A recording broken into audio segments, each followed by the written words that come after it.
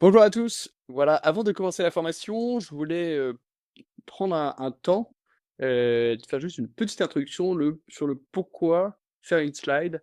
Dans quel contexte est-ce qu'on a réellement besoin de faire des supports de présentation et ouais, de parler un peu de ça et que vous ayez déjà une vision un peu plus claire. Déjà, ça va faire des slides pour synthétiser, cadrer, restituer, décider ou documenter.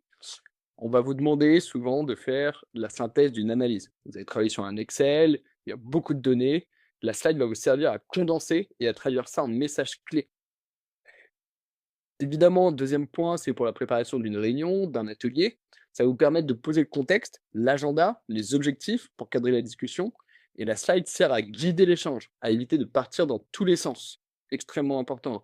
Toujours avant une réunion, de rappeler le pourquoi vous êtes ici et quelles sont vos attentes. C'est quoi l'objectif de cette réunion? Restitution de résultats intermédiaires.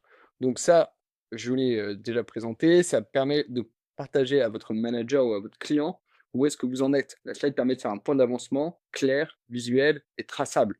Donc ça peut être utilisé vraiment pour tout ce qui est comité de projet, suivi, des chantiers, tableau de bord et cetera. Support de décision. Quand un client ou un comité doit choisir une option, la slide présente les faits, les alternatives et les recommandations. Elle devient un outil de choix.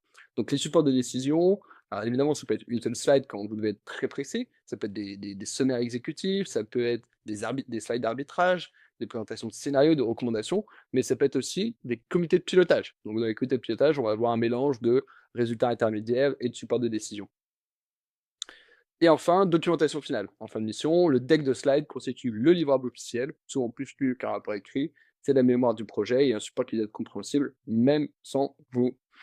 Alors, extrêmement important, en fait, dans tout un projet, il va y avoir toute une liste de différents livrables. Et ces différents livrables, comment vous allez les produire, comment vous allez les faire, bah, ça va être à travers des slides. Justement, ça va être sur des supports PowerPoint.